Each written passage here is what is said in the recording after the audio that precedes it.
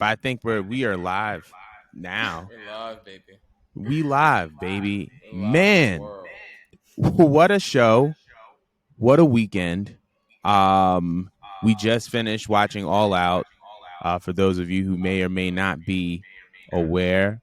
And also thank you guys so much for whoever is tuning in via live stream. I know this was a little bit of a challenge to set up, at least on my end, but if you guys are watching, you the GOAT. But yeah, like this was a very, very long show. Definitely wanted to get your impressions on it, for sure. Honestly, I mean, yes, it was a long show, but it was actually really good, really exciting. The ending still has me mind boggled. Like that choice of an ending, it almost felt like I was watching the end to like a movie. You know what I mean? And I said before that I thought it was MJF, and like, yeah, like that was crazy the way they decided to bring him back. I'm very much like shocked by the fact they went with that route, and they even like decided to like include an actual like voicemail or a voice conversation to say. Yeah. That was just like mind boggling. Like it was so cinematic, but like all in the right ways. Like I'm surprised. Like good job, Cokehead. Yeah. Good job. That was OD. Yes, Tony did a thing here. Yes. We did a thing here. Yes. That's tough. He said, "Good job. I am weak." What do you No, think? but they really did that. Like the way that all happened was just very, very, very, very surprising.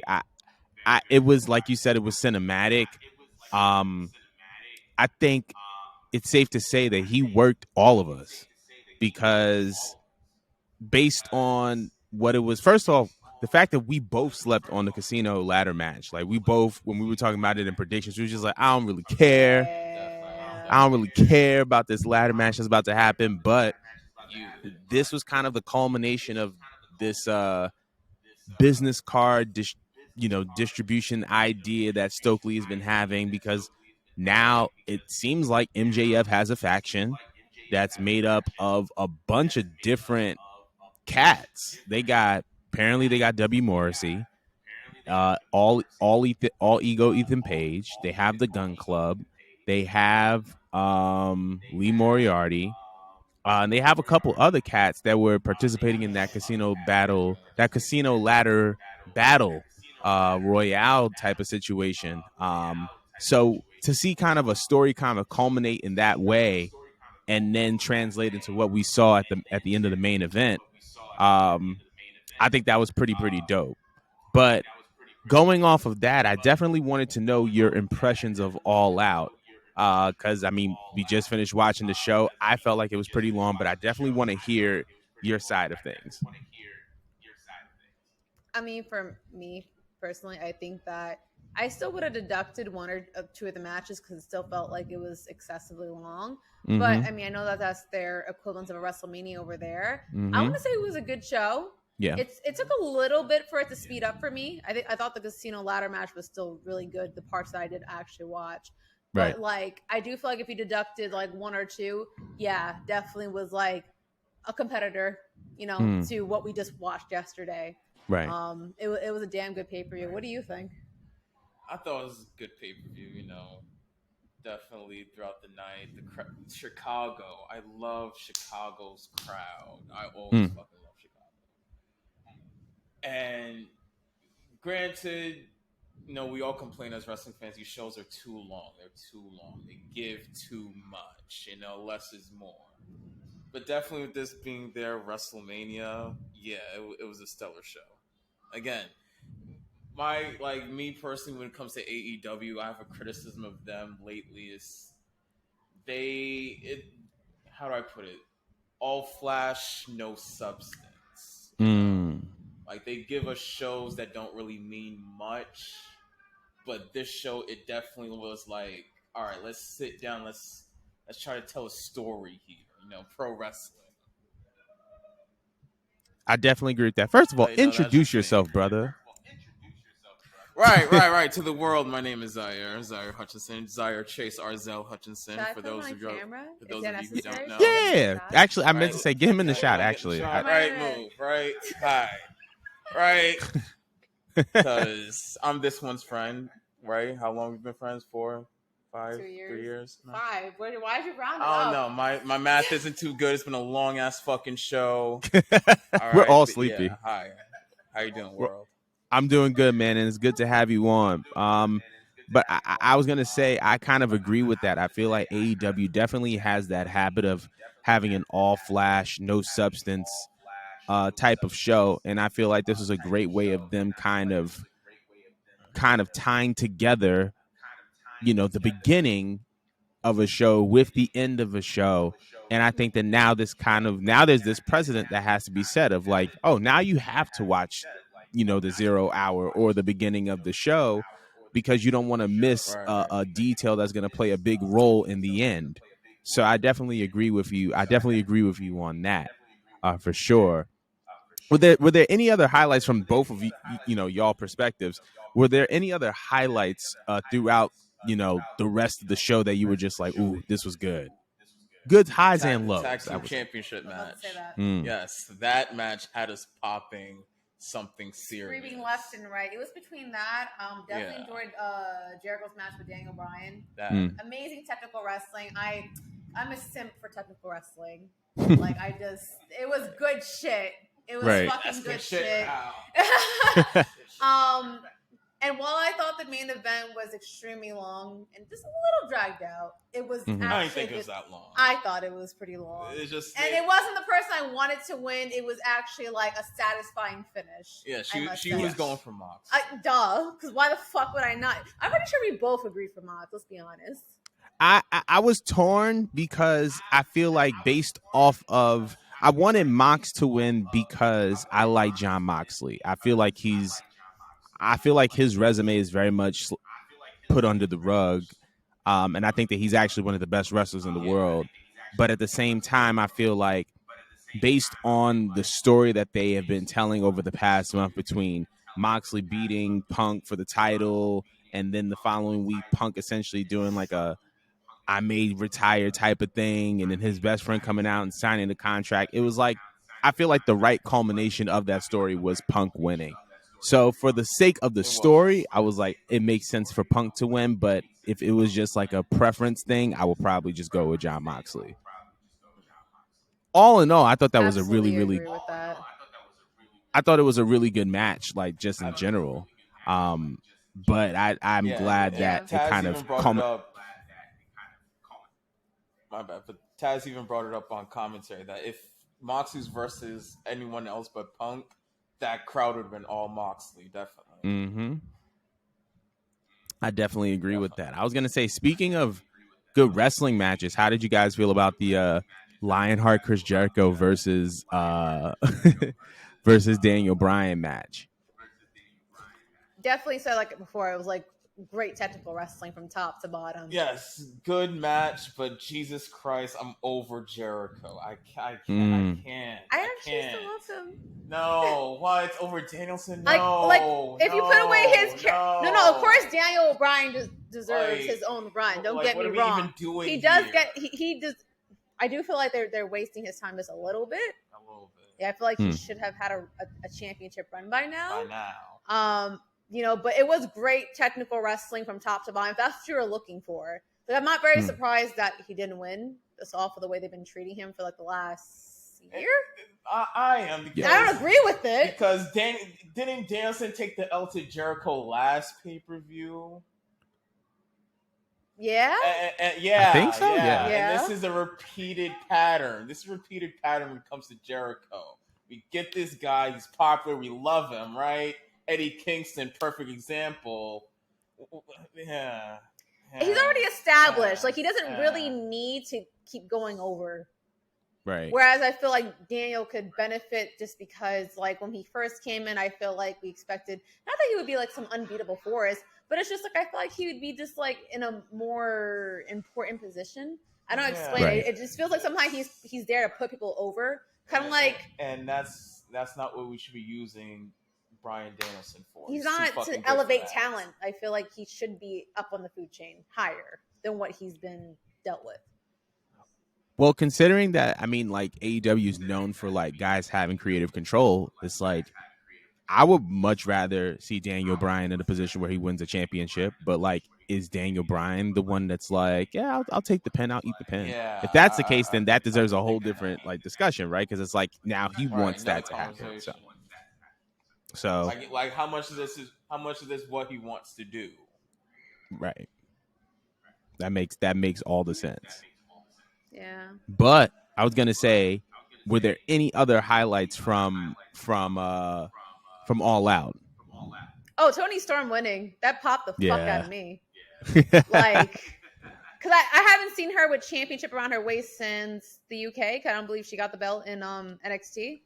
In Or like the NXT, world yeah. title belt. Yeah. And when she was in NXT UK, yeah, but like main NXT roster, no. Yeah. Unfortunately, not. I was honestly like very fearful that they were gonna give Britt Baker a win. Very, very much fearful. And then Twitter scared the fuck out of me. Um, really trying to force the idea that off of like some news or whatever that she's going to win. But no, I was very much happy and satisfied. I'm very upset they keep labeling her as the interim champion, but that's her position. That word has been thrown around way too much. It these does. days. It makes me feel like you're not the legitimate champion, and it's just like technically, she worked her ass off in the Fatal 4-Way. She is. She should be. But I understand why they're giving her that label, because not Britt Baker, Thunder Rosa, the original champion, is injured. But good on her. I think that was a great booking decision. There is some booking decision I didn't agree with, but we'll get into that. Yeah. Uh-huh. But what did you think? What was your best match of the night to you? I will probably say my best match of the night was definitely the tag team title match. As kind of thrown around before. Yeah. The fact that Keith Lee and Swerve were able to kind of like adjust on the fly, because it didn't look like they were working as heels at the beginning of the match, but when they realized that the Acclaim were the clear favorites, they started working heel, and I thought that was perfect. However, I thought it was the wrong call for the Acclaimed to lose, I should say. I thought it was the wrong call for them to lose. I feel like this should have been their moment, and they should have won. Yeah, because it's like if these guys don't dethrone them, then who does? You know what I'm saying? So I feel like we'll find out in due time. But I think that the tag team title match was excellent. Obviously, the Fatal 4-Way with the women was great. The trios match for the titles, I thought was great, and I thought that was fantastic storytelling to go from the Bucks being those guys that were asking Adam to be a part of their team to essentially Adam being the reason why the Dark Order lost. I thought was a great way to kind of culminate that little story, especially with all the history that the Elite have had, particularly with the trio of the Young Bucks and Kenny Omega as it pertains to Hangman Adam Page. So I thought this was a very, very nice, like good, like additional chapter onto their looks like what it seems like to be like their ongoing story. So I thought that was dope. Like you said, with the 4-Way women's match, Tony winning, I thought that was the right decision. Tony winning, as well as it setting up Jamie versus Britt, because I feel like that's something that's been long overdue. I think that people have been waiting for Jamie to kind of break away, and I feel like Britt costing Jamie the title is like, now that's the straw that breaks the camel's back, right? Like, it's just like, why would I want to be your friend to try to defend you if you took my opportunity away from me? So I think that was able to lead perfectly into that it's kind of like segment. a thing where you're like holding me back. Yeah, for sure. Yeah, I agree. But I think those were like my biggest highlights of All Out. Overall, I thought it was a super long show, but I think it was pretty enjoyable, and I would probably give that like a 7.5 or 8 out of 10. What about out of 10? What would y'all give it? What would y'all give All Out? I would definitely give it an 8 out of 10. 8 out of 10. With these long shows, you kind of know what to expect, but then again, you kind of don't, because Tony Khan, he books rather schizophrenically, so Yeah. It's either gonna hit with a bang or a whimper. You don't know sometimes. Right. That's true. I kind of wanted to give it originally a 7.5 out of 10, but the ending kind of bumped it up to me for an 8. Yeah, definitely. Yeah. The ending was something that I haven't seen before for an ending to a pay-per-view that I thought was very new, very innovative, very clever. I mean, me and you just went over the podcast last week, and not even last week, a few days ago, sorry. A few days ago, yeah. We both were sure after that Warlow interview that no, he's done. He's going to WWE. You know what I mean? Yeah. So that and the way that they went about it was just so fucking clever. I'm still mind blown. So it just has to automatically round it up. The only reason why I said 7.5 was because I do feel like 1 to 2 matches could have been deducted because it was just an overwhelmingly long card.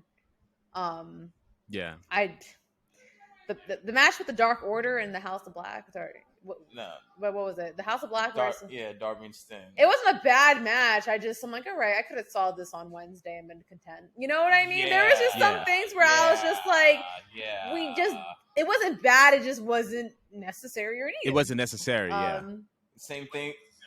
Same thing with Wardlow, FTR. Jesus Christ, our boys FTR, they deserve so much fucking better. God damn it. Versus Jay Lethal, and respect to the Motor City Machine Guns, but that's not what any of those guys need to be doing at that particular moment. Mm-hmm. I feel that. It's like why is FTR not having this championship match with the Young Bucks? I know you feel me on that. Absolutely. We talked about it on the show before. I think that they were building up towards that, but because I guess Tony sensed that people were gravitating towards Swerve and Keith, they kind of put the belts on them. And that kind of got in the way. I don't think that's what the reason because I think that they were building up to. I think they were building up to the Bucks and FTR. Like if you looked at all signs, it was like first off, Bucks and FTR have had like this long-standing rivalry, and I feel like this is going to be like another chapter because it was like FTR has collected all these belts, and they've collected all these belts. And they needed one more, and the one more set of belts that they needed, the Bucks had. So I feel like at one point it was going towards that way, but I guess they just kind of cut that off real quick. And the only other like logical explanation is like Tony being like, oh, maybe like people like Keith and whatever. And I feel like because of that decision, FTR has been kind of put in this, stuck in this hole because it's like he owns Ring of Honor, he's partnered with AAA. Like they're partnered with New Japan, and all those promotions probably see a big benefit in FTR holding those tag belts. So it's like they're not gonna make any decision to take the belts off of them. But it's like because of where the tag belts are in AEW, it's like okay, well, what's next for FTR? The only thing that FTR can do is just like compete in these 6-mans, these fun tags. But it doesn't really do anything to elevate like their belt collecting gimmick, and it doesn't really push them towards having the AEW tag team title. And Tony, he's not capitalizing on them being the most over tag team in all of wrestling.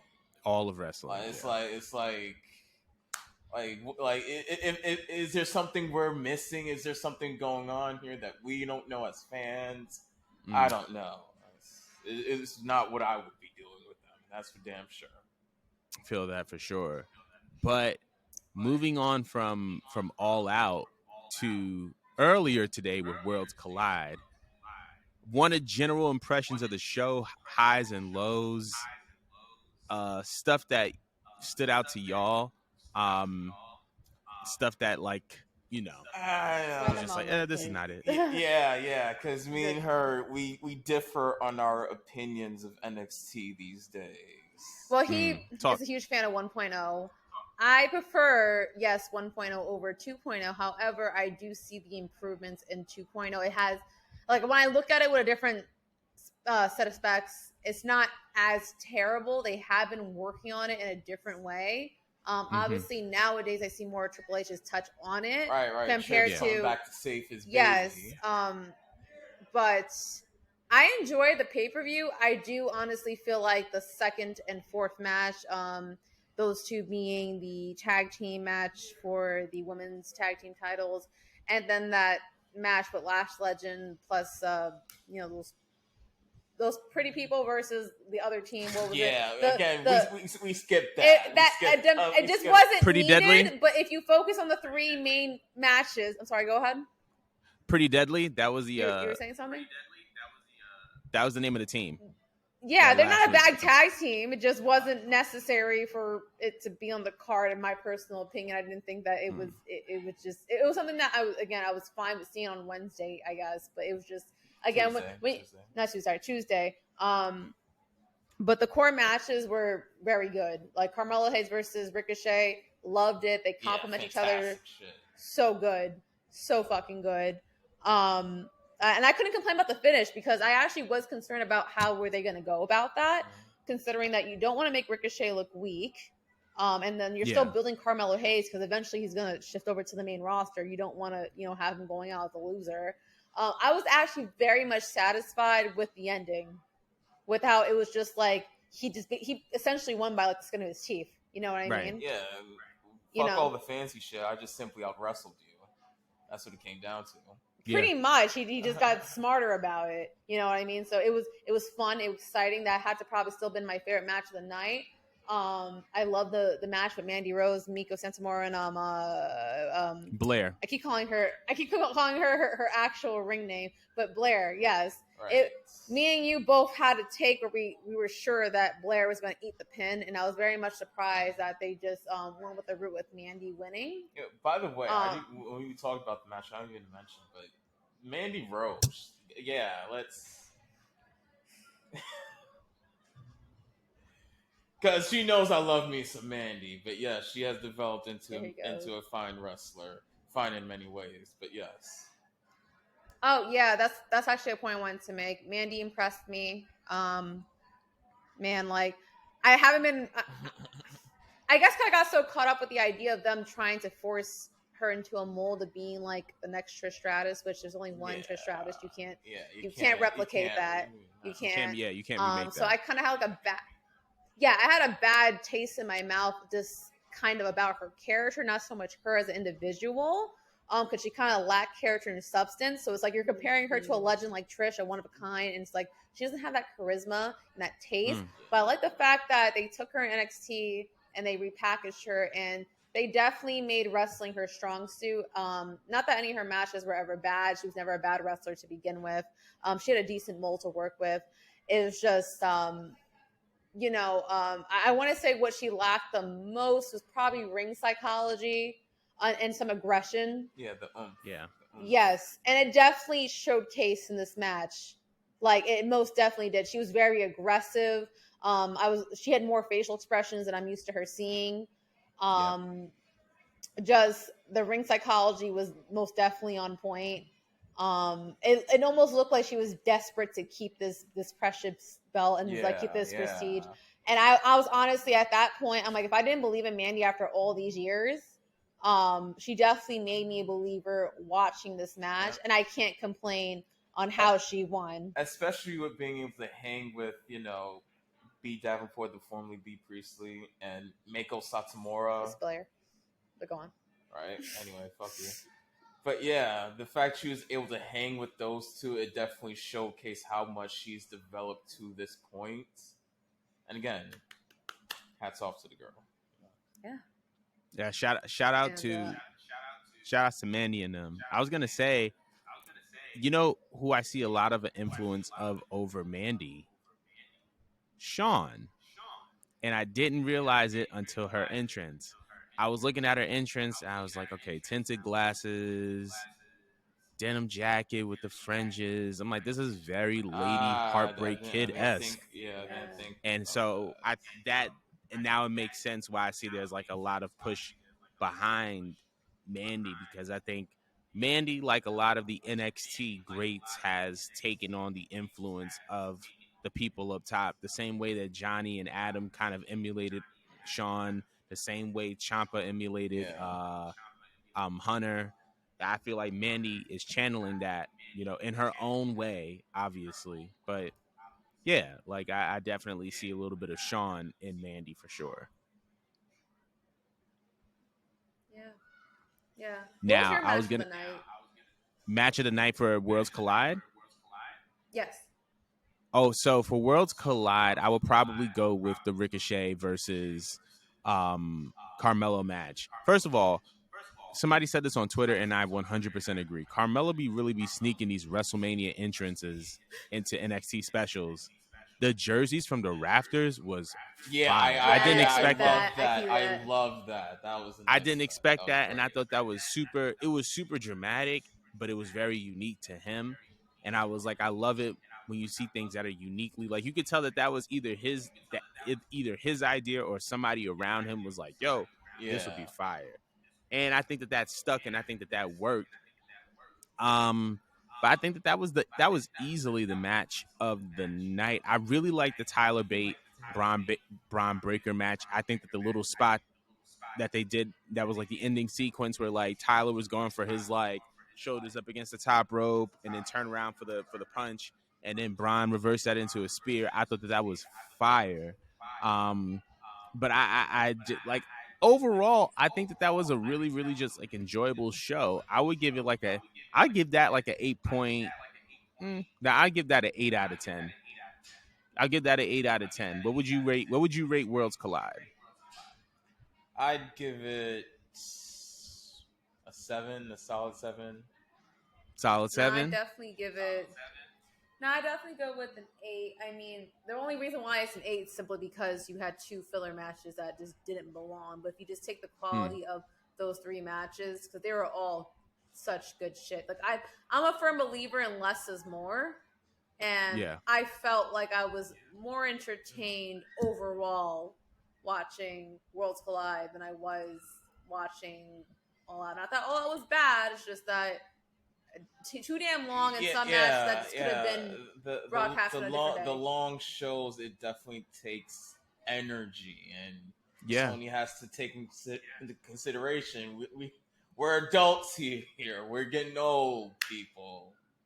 We're not But gonna have the energy to keep going like that. I think that had a big effect on All Out, like the fact that it was so long, because there were times and moments and spots where like people would have normally just popped and everybody was just like, oh.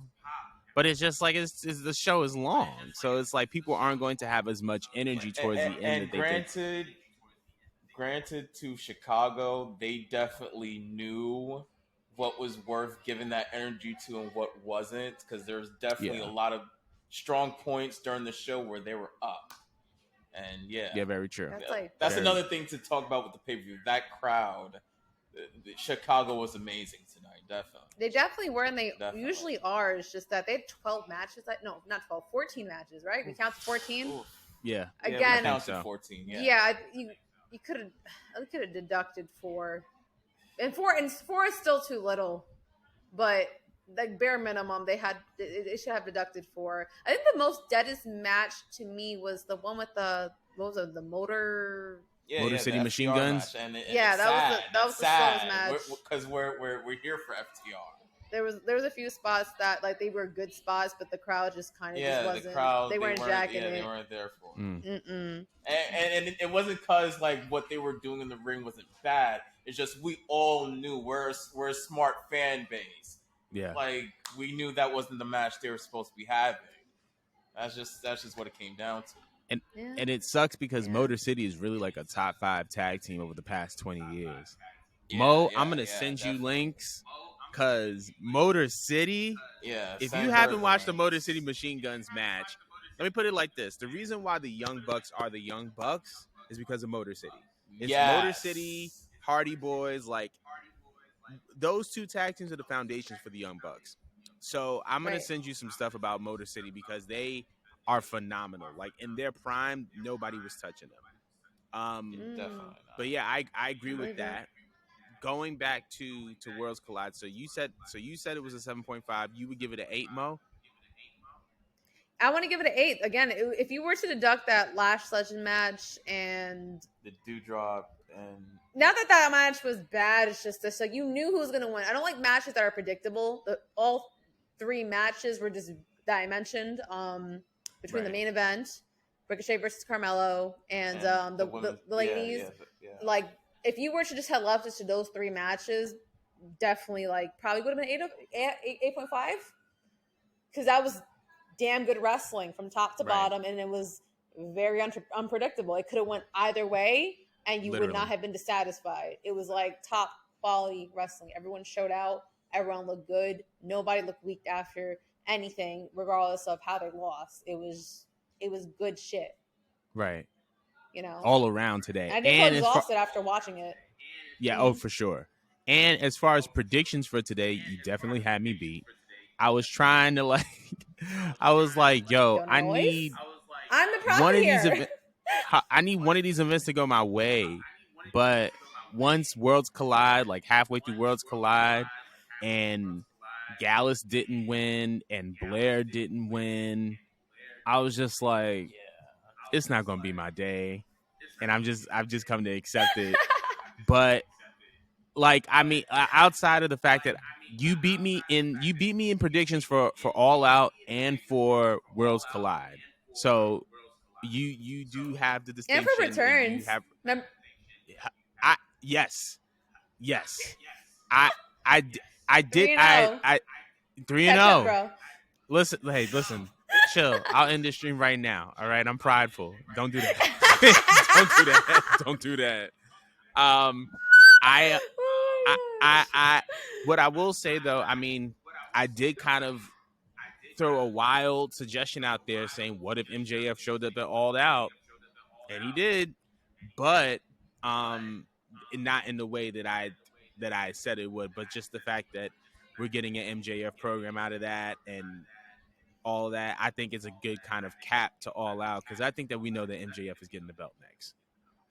But no one expected that way. No one could have possibly predicted that the most wackest match of the night would have produced a return of someone that we were sure after that Wardlow interview was going to return. That was super clever. That was nuts. Now, again, that goes to show you that they pay attention to social media, because I'm pretty sure a lot of people have complained, just like us, that why are we watching the Casino Battle Royal? There's nothing important about this. First they threw us off with Stokely. We're all like, yo, why is he involved in this shit? Yeah. Why? And then they brought him back. As soon as we saw the walk, me and him, as soon as we saw the walk, the move into the ring, I was like, oh, the mannerisms. And then he played the whole crowd. It's just no, there's only one person capable of being that much of a dick. No, it has to be MJF. Yeah, it had to be. And the voicemail when he came in after the main event, that voicemail, that was good shit. So clever. You hear Tony say, "Oh, I care about the fans, but you don't. I'll pay you X amount of dollars." But listen, Tony could still go to hell for what he did to Ricky Starks. I'm not over that. I wasn't feeling that. I wasn't feeling that. Jesus fucking Christ. No. Talk about it. I wasn't feeling the fact that Ricky lost that and the way that he lost that, because it was this was such a personal feud. This should have been a feud. This should have been a battle. This should have been a fight. Right. In my opinion. Right. So I feel like just that the fact that they had they kind of capped off that feud is with just a simple spine buster. Nah, dog. I feel like it should have gone more. Now, if there's more chapters to this and they're going to conclude it at Full Gear, okay. But if ideally this is a personal feud, it's supposed to be a personal battle. It's supposed to be a fight. But so I wasn't feeling that. And wouldn't you think that after watching Matt Riddle versus Seth Rollins, they would have definitely competed with these two? Absolutely. Based off of how personal they were attempting to go. Right. Why did you just go with this bitch ass ending? It wasn't even something where I'm all right, he got him. I can't even be mad at that. It was just something that was just I'm not sure if it was a last minute decision. I'm not sure if they just don't believe in Ricky Starks. I'm not sure if it's it's a matter of a size situation that, all right, Hobbs just looks like that guy. What do you think was the reasoning behind that decision? I think it was a timing issue. I feel and this is the reason why I wasn't a fan of them putting all these matches on this card. because somebody's gonna go over, somebody's gonna get their time cut. And I feel like them ending it like that, after I thought about it, it was probably like a previous match went longer than it was supposed to, and then Ricky and them had to cut their match, and which is sad and unfortunate. But it, like, I think there's no other explanation, because I feel like based on the video package, based on the entrances, like, it was supposed That to be a video long package was match. fucking great. That was a great package. It was supposed to be a Come on. long We had match. It was time supposed for to be a 14 battle. matches. Yeah, I was just, But you don't got time. I was just about to say What? that if it's a timing issue, a lot of these other matches either should have been on the card, or they should have been cut half as fucking short. It's not a good for reasoning. something more important. For 14 matches. No. I'm not saying that, like, I'm not saying you're like, wrong. I'm just saying, like, that logic is crazy. Yeah, Tony's logic. Yeah. I don't think he fully took that into account, though. And that's what I'm saying with the reason why I'm putting timing as an issue behind it, right? Is like, you put matches on the card and you're like, yeah, I just want to put these matches on the card, and then, like, you break everything down by minute, and you're looking at stuff on paper as if it's what it's going to be in real life. But it's not. That's not always the case, and that's been the case for wrestling events all the time, right? Like, there've been a lot of matches, and ideally all of them were supposed to be shown, and then something gets cut. Prime example, WrestleMania 29, Naomi and the women had a whole match that had to be removed because Punk's match with Taker went over. Mind you, this is the 29th WrestleMania. Vince McMahon's been doing this for the better part of 30 years, yet matches are still be getting cut. I'm saying all that to say, Tony probably put all these matches on the card because on paper, it's like, okay, it'll run towards X amount of time. And next thing you know, it's like, oh, well, went over. I guess we got to cut something. And we all know that Tony has the ADHD. He needs, his Adderall. Jesus Christ! But yeah, it's part of his spasmodic booking that he doesn't wrap his head around that.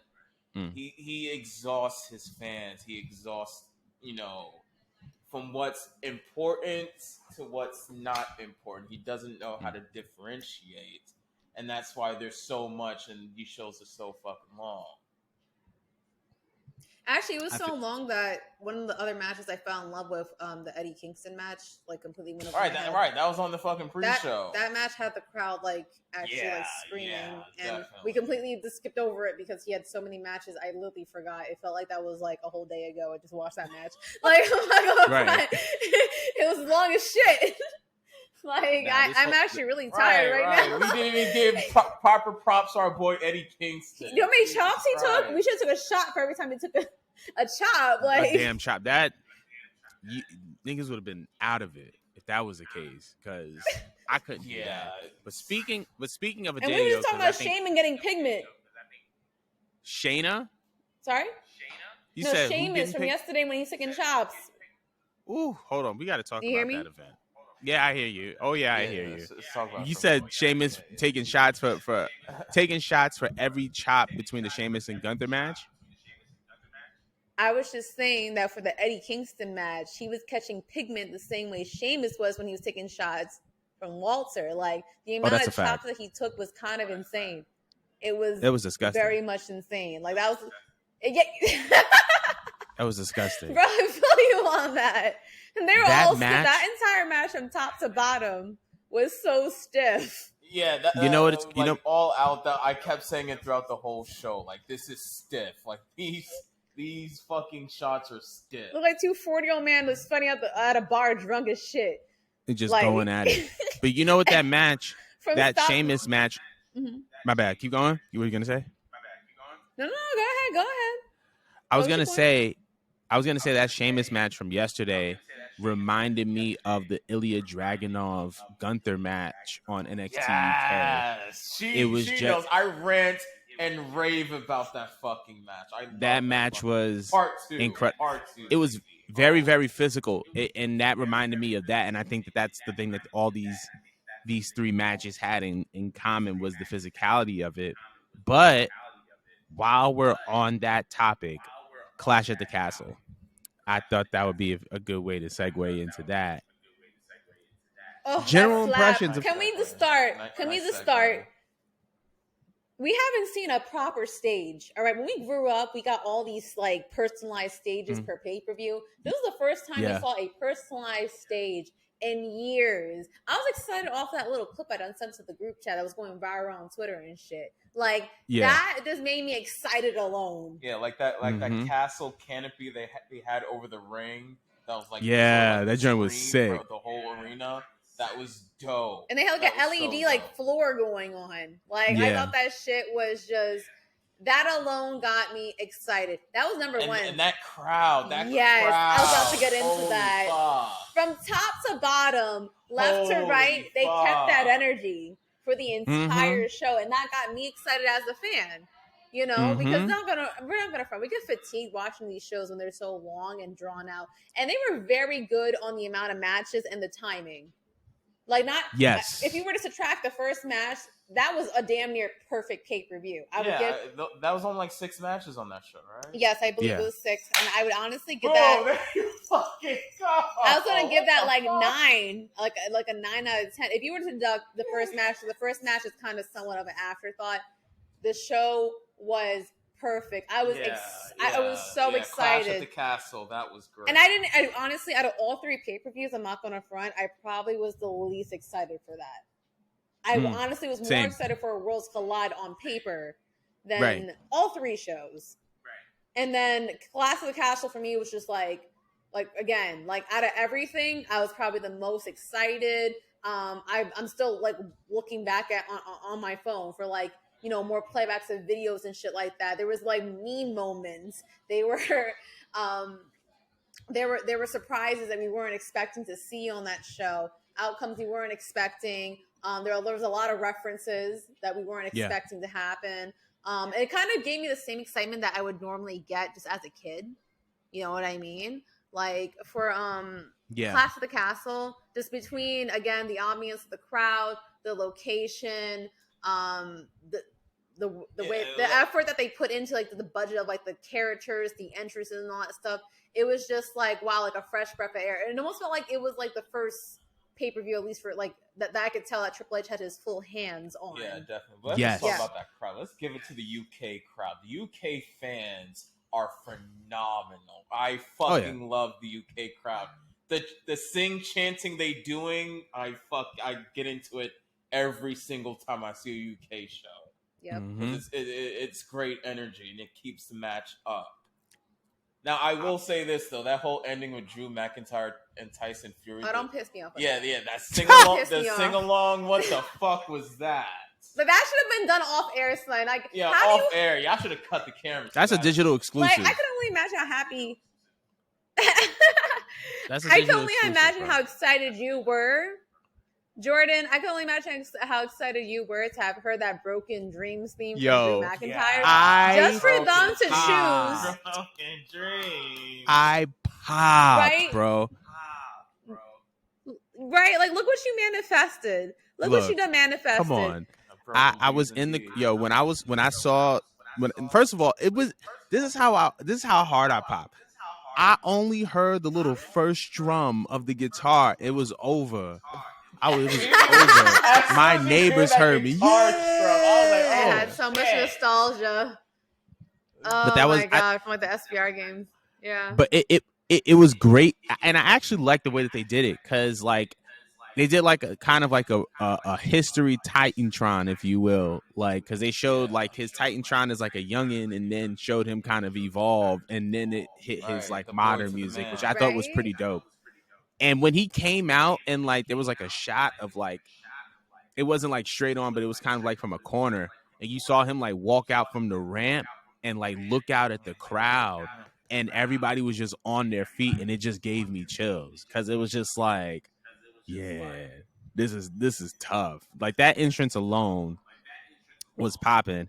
I was gonna say, speaking of that match, while we're on the topic of that match, while I didn't agree with the ending as far as Drew and Tyson, how do you feel about Solo Sequoia making the debut? We have definitely opposing opinions on it. But you go ahead. first of all, the main event to that show, that was a great fucking match. But when it happened, the way the finish happened, I said it loud. I'm like, fuck finish. That was the biggest fuck finish ever. And even with Vince not here, you people could not help yourselves. They couldn't. They just fucking couldn't. Okay. I wasn't that angry at the ending. I was mad at the ending, and that was again because like when he popped up at the exact moment he popped up, I'm like, oh, the baby Uso. That's what we're doing here. The baby Uso. I wasn't that angry only because I'm like, okay, at least they're attempting to build a new star. Because I was sick and tired of Roman Reigns, and I also see that. I'm still with the tribal chief. Can I speak? Anyways. So I feel as though they were building like a new star. However, they're not trying to immediately put the belt on him. They're still also building towards the Karrion Kross angle by subtly including him. Because I had to also think about it. First, I was annoyed. But then I was like, you know what? Triple H doesn't really think in like a one-track mind way. He kind of always has an A plot and a B plot. He does. You know what I mean? So I'm like, they're distracting right now with Sikoa. But the real story is still Karrion Kross against Roman. They're just getting Drew out the way. Now, would I have preferred logically that Drew would have won? Of course, yes, he deserved it. We all saw how fucked over he got from the pandemic. All right, like it feels like it was like a fever dream or some shit that like he won. You know, and again, we said this last week. It should have been a huge accolade, and it should be constantly reminded that he was one of the very few people to slay Brock because Brock was built to be undefeated. A monster. I mean, we all hear Paul Heyman's fucking introduction, bitch. Like, you know what I mean? So I felt like it should have went in Drew's favor. However, I'm like, you know what? I'm not that mad because A, they're introducing a new character entirely that the casual crowd has not seen before. You know, that could spark a plethora of new feuds. And we don't know how they're going to present him. We just know right now he's part of the bloodline, but it's just like, all right, what character is Triple H going to give him? So I'm kind of excited as a fan because it's something new and fresh. And I can't complain about new and fresh. So love that. Again, the only thing I have to complain is that, and this is why I brought up the Broken Dream fucking theme, you're going to bring me that amazing, beautiful video package about how long and hard this man has fought to just, you know, basically, you know, be somewhat of a character that never gives up, that is hungry to win, hungry to be at the top. And then you lose this big opportunity you have, not just anywhere, but in like basically your home continent. And then bitch, you singing afterward with Tyson Theory? Excuse me? That could have that could have been had me fucked up. You know what it is? Sorry? I think Go they ahead. missed they missed an opportunity for if you're gonna be like losing your hometown. I feel like that would have been a great opportunity to turn Drew heel. But what I will say Or give is a new character. Yeah. But what I will say, though, is even though I didn't like the fact that Drew didn't win, I feel like if Roman were to lose, if there was a way that I'd prefer for Roman to win, it would be debuting Solo Sikoa. Because in my mind, I'm thinking, okay, they're going to go back to the States, Raw, SmackDown, and now this gives them so many options and flexibility for these new programs, because now with the Usos back in the fold, now with Sami Zayn temporarily in the fold, I'm thinking this could set up a Sami Zayn Solo Sikoa feud, because Solo is someone who can go for the Intercontinental Championship. And that was something that Roman had requested Sami to do. Hey, go for that Intercontinental Championship. So I feel like Solo can beef with Sami, get that, and now that's another title added to the line of the bloodline, no pun intended. But yeah, I That's like 3 storylines in one. An A, B, and a C plot with the way you just put it.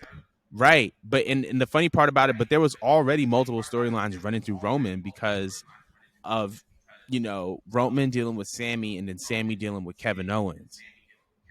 And KO being looped in on that. Now with Solo being in this fold, you can push Sami and Kevin together to go against the Usos and possibly dethrone them for the tag titles. I think that would be super dope. But outside of the Drew match, did you have a match of the night? Because I already know what my match of the night is. Okay, so like I wanted to say Gunther and Sheamus at first, right? Like honestly, that had me standing up and giving my own standing ovation because it was fucking great. But then we got to the Seth Rollins and the Matt Riddle match, and then that got me. That had me in a chokehold. Like I had gotten strong edge vibes out of Seth, like rated R superstar type vibes out of Seth. And that just got me, man. Like, what? Like, the way he was talking shit to him during the match and getting inside of his head, and that was the story. And it was shocking because, you know, when me and you went over predictions, we thought that, all right, like, it would only be WWE logic if they gave the win to Matt, considering how poorly they talk shit about his family. Like, why would you not have the babyface go over in that situation? But they really they dragged did it the opposite way. Family. They really did. They just threw it. They dabbled it in. They sprinkled it in like the last like 30 seconds of the show. Right. I was like, oh, you know what I mean? Oh wow! But what I loved about it, what I loved about it. Hold on. So I'm in the middle of my run right now, bitch. Hold on. But what I loved about it was that they reverse psychology us. They let basically Seth bully him to the point that he outsmarted his opponent. It was a matter of him, you know, letting his feelings and his emotions get in the way of the win. Like, that was shocking that they let the bully literally win. Because, again, if it was Vince's logic, Riddle would have definitely went over. It would have been very formulaic. I was not expecting for Seth to be this dominant, especially with, you know, how we all know as people who watch NXT 1.0 that Matt Riddle is definitely like one of Triple H's boys. I was not expecting for them to give it to Seth. But not also, at all. Definitely at the same time, we could tell that it's not over between Seth and Riddle. Definitely not. Absolutely. Yeah. Look forward to part 2. And by the way, shout out to Seth's. Shout out to Elton John. That popped me as a music fan, as a fan of Elton John's music. That was great. I'm sure it popped the UK fans too. But yeah, I had to absolutely. Just in case you didn't get the reference. What do you think? I think kind of building off of I had a different pick for match of the night, but building off of what you're saying, I think we need to acknowledge the fact that Seth Rollins is probably one of, if not one of, the best wrestler in the world. Like, this man's in all of his feuds over this past year, over the past 2 years, he has not missed. His matches, his body of work, his character work, we can go anywhere we want to go. We can go Roman at the Rumble with the Shield entrance. We can go him against Edge. We can go him against Riddle. We can go him against AJ. This man has been putting on bangers nonstop. And I feel like because of his comments against Will Ospreay a couple years ago, he rubbed people the wrong way. But like, you can't like not acknowledge the fact that this man is probably one of the best wrestlers. Cody, you can't not acknowledge the fact that this man has one of the best bodies of work of any wrestler in the industry today. And I think that can make the case for him as being the best wrestler on the planet. Now, as it pertains to match of the night, it was easily Sheamus versus Gunther for me. Reason being, I didn't think that the Intercontinental Championship could be made any more prestigious, and it did, because this felt like a world heavyweight title fight. This felt like if you took the Intercontinental title away and added the big gold world heavyweight title belt, it wouldn't have made a difference to me, because this was a physical fight. This was brutal. This is drag down. I'm going to punch you in the face. I'm going to slap you across the chest. And then just the different touches that we saw. Shit like that. Yeah, the different touches that we saw. Imperium being reunited. Finally. Imperium being reunited. Pete Dunne, like, you can see like Pete Dunne and the other guy in that faction, they're slowly kind of reverting to like their original selves. They're coming out of like this very, very gimmicky Irish UK bar fighter gimmick and stepping into their true selves. Bruiserweight is coming back, and we're seeing shades of that, and I like that. But man, this was easily the best match of the night. It was long, it was physical, and another thing that just impressed me was just it just showed the value of big guys in wrestling. Like I feel like when you're a wrestling fan or you're an indie fan, like you're into the high flyers, you're into the high flying, you're into the hybrid style of wrestling where it's more aerial based. But this showed that the big men still have value in pro wrestling. Like, yes, it's okay to be a big dude. It's okay to like be physical. Like, I think that was honestly just the match of the night. And the fact that it was for the Intercontinental title, and the fact that it was for the Intercontinental title after they had announced Brett was at ringside, and after they had announced or talked about it was the 30th anniversary of the Intercontinental Championship match of the Bulldog versus Right. Brett. I think that just That was all came together and made so much yeah. sense. I That's honestly thought another it was thing that I perfect. love. My bad. That's another thing I love about the Triple H era so far. That he does a lot of callbacks to history. Yeah. And that's another thing I think that an element that we definitely miss in a lot of modern wrestling today is our history. As wrestling fans, we cannot forget our fucking history.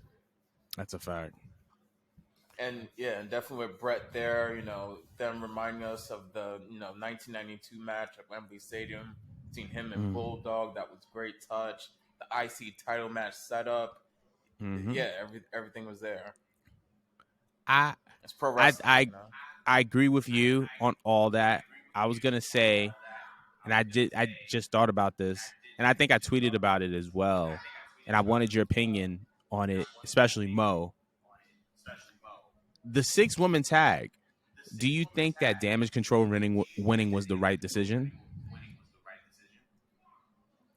Yeah, I'll be honest. I think I said this last week, but I didn't see what's the point of if you're going to make a 3-1 faction to go against a new faction. Why did you pair three people that just did not mesh well with each other?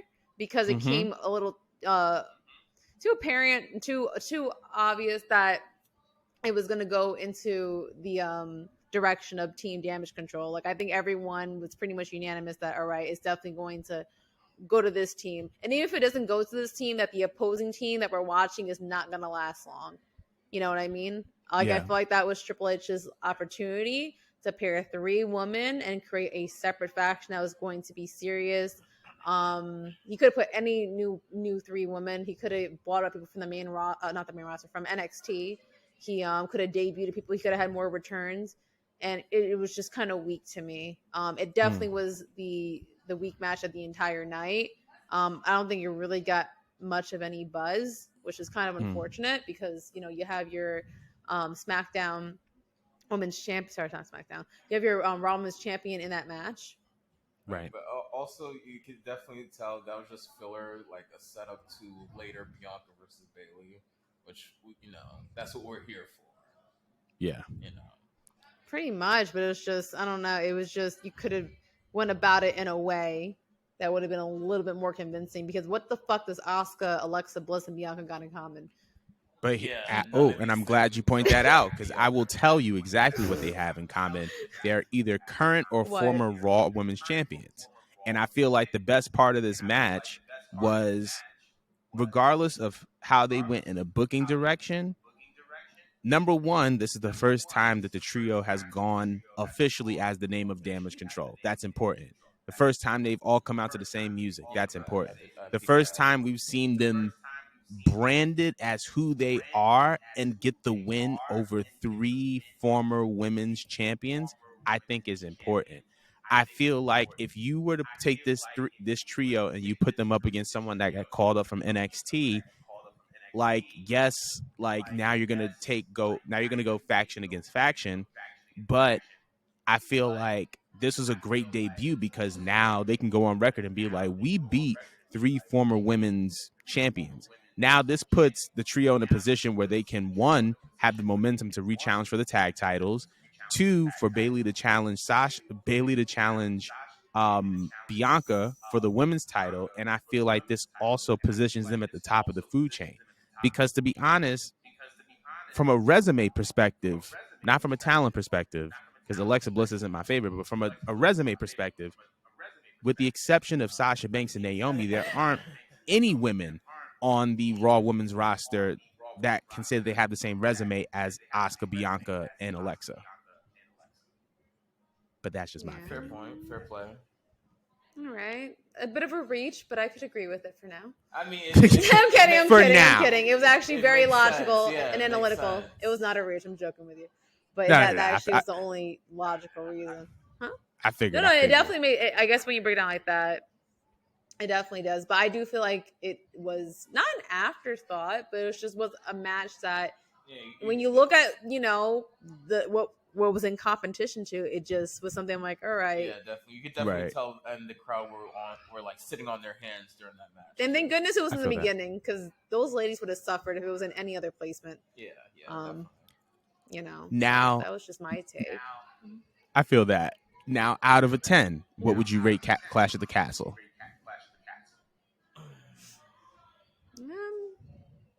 I'm still going with like an 8.5, especially considering that Tyson Fury knocked the fuck out of Austin Theory for me.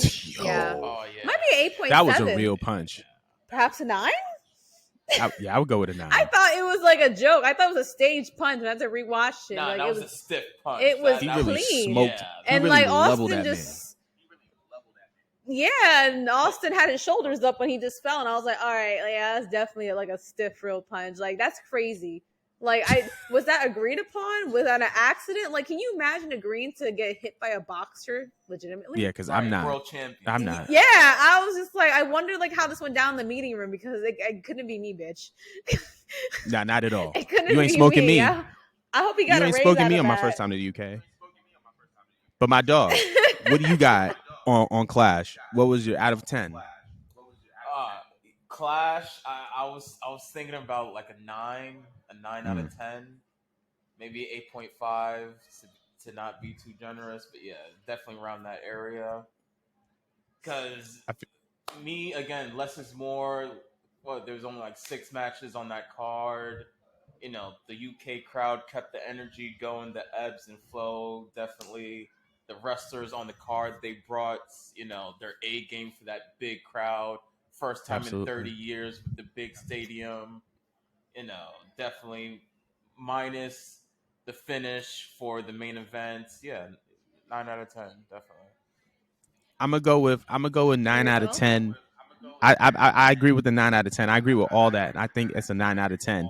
We're gonna assess a little bit more. Well, not a little bit more of the show. We finished the assessment of the shows, but Mo has this series of shows belong to Mo. She got most of the predictions right.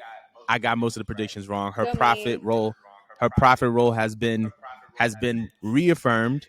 Wow, that's the first time you're actually right about anything. Me? What? Excuse me? Wow, that's crazy. Right about anything. But anyways, forgetting about him, but go on. But I was gonna say we're gonna wrap up. We're gonna wrap up. Obviously, we're gonna have a hell of a show coming this Friday. This is our first time doing a post live PPV, post live pay per view. Let us know if you guys like it. This is gonna be as a podcast uploaded tomorrow as well. So if you're listening to this on Labor Day, happy Labor Day. And we look to hear you guys on Friday, and we'll see y'all then. Kick it, world. Take